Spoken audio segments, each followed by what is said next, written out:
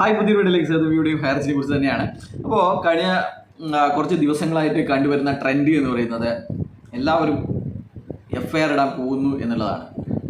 അപ്പോൾ മടിച്ചു നിന്നിരുന്ന പോട്ടെ ഇനിയിപ്പോൾ നാണക്കേടാണ് എന്നൊക്കെ പറഞ്ഞിരുന്ന ആൾക്കാർ പോലും FIR ഇടാൻ വേണ്ടിയിട്ട് ഞാൻ പോവും, FIR ഇടും, ഇവരെ അങ്ങനെ ഞാൻ തീറ്റിക്കില്ല, ലീഡർമാരെ ഞാൻ അങ്ങനെ തീറ്റിക്കാൻ തീരുമാനിച്ചിട്ടില്ല ഒക്കെയുള്ള കാര്യങ്ങളാണ് നമ്മോട് പങ്കുവെക്കുന്നത്. അവരൊക്കെ കുറച്ച് സാമ്പത്തികമായിട്ട് ബുദ്ധിമുട്ടൊന്നും ഇല്ലാത്ത ഒരാളാണ്. എന്നാലും അവർ പറയുന്നത് ഇപ്പം അത് അങ്ങനെ അവരെ തീറ്റിക്കേണ്ട, അവരെ പൈസ തിരിച്ചു തരട്ടെ, അല്ലെങ്കിൽ നമ്മൾ സർക്കാർ തിരിച്ചു തരട്ടെ. ശ്രീനിയും പ്രതാപനും ഒക്കെ പണ്ട് മുതൽക്കേയുള്ള ഇതുപോലെയുള്ള തട്ടിപ്പ് നടത്തി ജീവിക്കുന്നവരാണ്, നമുക്കതൊന്നും അറിയില്ലായിരുന്നു. അപ്പോൾ നമ്മളിത് പരാതി കൊടുത്തില്ലെങ്കിൽ അവർക്ക് പിന്നെയും ഇതൊരു ആളമായി മാറും എന്നൊക്കെയാണ് അവർ പറയുന്നത്. ഇത് വലിയൊരു നിക്ഷേപകനെ സംബന്ധിച്ചിടത്തോളം ആ ഒരു കാര്യമാണെങ്കിൽ ചെറിയൊരു 10,000 ഡിജിറ്റൽ ID അടിച്ച ഒരു വ്യക്തി അടക്കം എന്നെ കഴിഞ്ഞ ദിവസം ബന്ധപ്പെട്ടിട്ടുണ്ടായിരുന്നു. 10,000 അദ്ദേഹത്തിൻ്റെ നിക്ഷേപം എന്ന് പറയുന്നത് വെറും 10,000 അപ്പോൾ ഞാൻ ചോദിച്ചു, നിങ്ങൾ പറ്റുമെങ്കിൽ നിങ്ങൾ പോലീസ് സ്റ്റേഷനിൽ പോയിട്ട് FIR ഇടാൻ വേണ്ടി അദ്ദേഹത്തെ ഉപദേശിച്ചു. അദ്ദേഹം പോലീസ് സ്റ്റേഷനിൽ പോയി.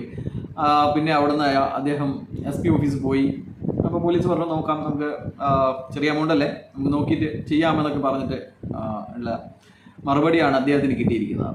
അപ്പോൾ ഇന്ന് കിട്ടിയ ഒരു പത്രവാർത്ത എന്ന് പറയുന്നത് മാങ്ങാട്ടിടത്ത് 1 ലക്ഷം രൂപ, വെറും 1 ലക്ഷം രൂപ, 1 ലക്ഷം രൂപ 10,000 10 ഡിജിറ്റൽ ID എടുത്ത ആള് പിന്നെ FIR ഇട്ടിരിക്കുന്നു. 420 IPC 34 വകുപ്പും ചേർത്തിട്ട് FIR ഇട്ടിരിക്കുന്നു. അപ്പോൾ അദ്ദേഹത്തിന് നഷ്ടപ്പെട്ടത് ഒരു പക്ഷേ ഒരു ചെറിയ തുകയാണ്, 1 ലക്ഷത്തിൽ താഴെയുള്ള തുകയായിരിക്കും. കുറച്ചൊക്കെ പൈസ അദ്ദേഹത്തിന് കിട്ടിയിട്ടുണ്ടാവും. എങ്കിലും അദ്ദേഹത്തെ പോലെയുള്ളവർ FIR ഇടാൻ തീരുമാനിച്ചിരിക്കുന്നു എന്നുള്ളതാണ്. അദ്ദേഹം കോടതി മുഖേനയൊന്നുമല്ല, വെറും ഓറലായിട്ടുള്ള ഇൻഫർമേഷൻ്റെ അടിസ്ഥാനത്തിലാണ് FIR ഇട്ടിരിക്കുന്നത് എന്നുള്ളത് വളരെ. അപ്പോൾ പോലീസിൻ്റെ മനോഭാവം മാറിയിരിക്കുന്നു എന്ന് വേണമെങ്കിൽ നമുക്ക് കരുതാം. പോലീസ് ആദ്യഘട്ടങ്ങളിലൊന്നും പോലീസ് FIR ഇടാൻ തയ്യാറായിരുന്നില്ല. ഇപ്പോൾ വെറും ഒരു ഓറലായിട്ടുള്ള പരാതിയുടെ അടിസ്ഥാനത്തിൽ പോലും FIR ഇട്ടിരിക്കുന്നു എന്നുള്ളതാണ്. അപ്പോൾ അദ്ദേഹത്തിൻ്റെ FIRൻ്റെ ഡീറ്റെയിൽസൊക്കെ നമുക്ക് കിട്ടിയിട്ടുണ്ട്. KD പ്രതാപൻ, ശ്രീന പ്രതാപൻ, പിന്നെ ഒരു നിത്യ എന്ന് പറഞ്ഞിരിക്കുന്ന സ്ത്രീയാണ് ഇതിൽ. നിത്യ ആയിരിക്കാം ഇവരെ ചേർത്തിരിക്കുന്നത്.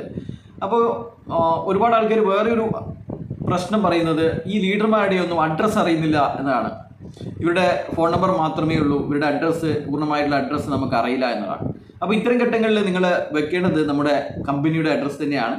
പ്രൊമോട്ടർ എന്ന് പറഞ്ഞിട്ട്, പ്രൊമോട്ടർ ഹൈറിച്ച് ഓൺലൈൻ ഷോപ്പി പിന്നെ തൃശ്ശൂർ എന്ന് വെച്ച് കഴിഞ്ഞാൽ അവരുടെ അഡ്രസ്സായി. ഈ കമ്പനിയുടെ പ്രൊമോട്ടർമാരാണ് ഇവരൊക്കെ. അപ്പോൾ അത്തരത്തിൽ നമുക്ക് അവരുടെ അഡ്രസ്സ് നമുക്ക് പോലീസിന് കൊടുക്കാൻ സാധിക്കും.